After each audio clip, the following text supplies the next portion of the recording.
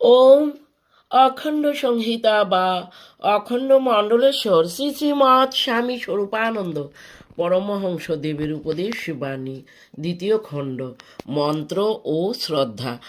আরও কতক্ষণ কথাবার্তার পর যুবক চলিয়া গেল। শ্রীযুক্ত সু এবং শ্রীযুক্ত প্রর সাথে শ্রী শ্রী বাবামণির আলাপ আলোচনা হইতে লাগিল। সু: গঙ্গার ঘাটে আজ সবাই তর্পণ করছে, আমিও করলাম, কিন্তু পুরুষ যে মন্ত্র পড়ালেন তার উচ্চারণই বুঝতে পারলাম না। অর্থবোধ তো দূরের কথা।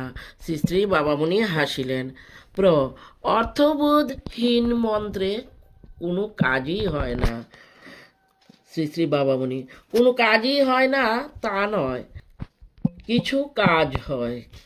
শ্রদ্ধা থাকলেই কাজ হয়, তবে অর্থবোধহীন শ্রদ্ধা দীর্ঘজীবিনী হয় না বলে কোনো মূল্যবান বা স্থায়ী কাজে আসে না।